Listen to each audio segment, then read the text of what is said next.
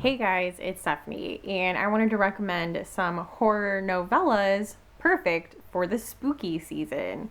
So these are novellas, so these are books under 200 pages. And I love novellas. I think especially in horror. I think horror works best in like a small limited space where the author can control the suspense. I mean, not to say that that's always the case. I have also enjoyed long books over 1,000 pages like Stephen King's It. I would say more often than not, novellas within horror like hit their mark for me.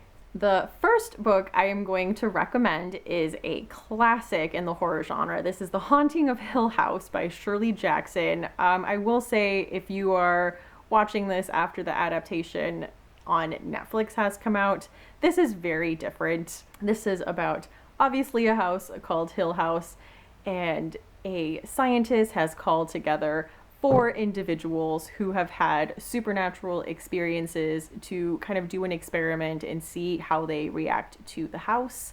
And one of these characters is Eleanor. She had been taking care of her mother for years, and her mother has just passed away, and she's living with her sister, and her sister is trying to get her to move out. So she's in this very odd phase in her life. And the book is a very quiet, psychological type of horror that Shirley Jackson just did so well. It is full of atmosphere. And I would say if you're not a person that reads a lot of horror and you're turned off by the idea of a lot of blood, I would definitely recommend looking into more psychological horror, and definitely Shirley Jackson. I think she just does it so well. So that is The Haunting of Hill House by Shirley Jackson. The next book I am going to talk about is Hellbound Heart, which is anything but quiet. I would say this is the opposite end of the spectrum. This is by Clive Barker. This is full of body horror, and it does, Clive Barker is not known for holding back. And if you didn't know, Hellbound Heart was what the Hellraiser movie was based off of. So this is about a man named Frank who buys this mysterious box that is supposed to give him, pleasure beyond imagination. Like, he opens it and there are some dire consequences for doing so. This is short, but it does get very dark and very gory. So if you're looking for a quick shot of body horror, I would definitely recommend checking out Hellbound Heart. The next book I want to recommend is Wildling Hall by Elizabeth Hand. So this is about a 70s acid folk band that spent a summer in an abandoned manor called Wildling Hall in the English countryside. They recorded their album, but then one of their band members just mysteriously disappeared. And so we're being told this story through a documentary format. The remaining band members are being interviewed, and you're reading the interviews, and they're telling you what they remember about that summer and whether something was up. This is another more quiet horror ghost story. So if you're looking for something more along those lines, this was very intriguing, very well written, and a very good ghost story. The next book I want to talk about is The Pretty Ones by Anya Alborn. So this takes place in 1970s New York. Nell is a plain Jane and a bit of an oddball. She's never really fit in with the girls that work at the call center with her. One day, one of the girls that works there is nice to Nell and shows her kindness.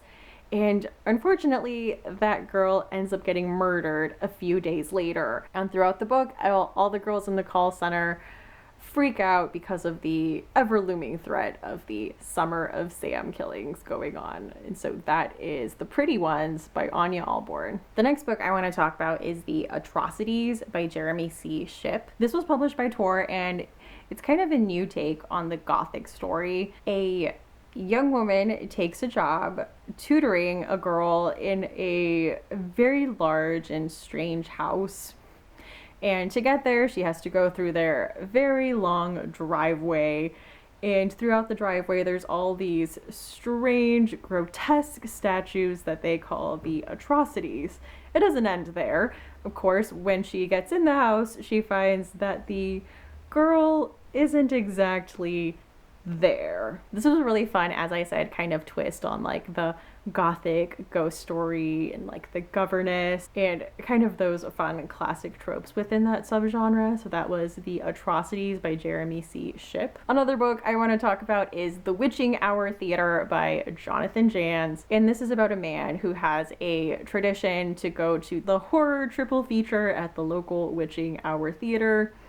He is very shy. He has a crush on the girl that works concessions, but he's kind of too shy to even pursue that. They do have some good conversations before he goes in about horror movies and their appeal to people and their place within pop culture. So he settles in and starts watching these older slasher movies, and he looks around and notices that there's a strange assortment of people within the theater, and as the movies go on, that number keeps dwindling, and there are kind of some foreboding, strange looking people in the theater.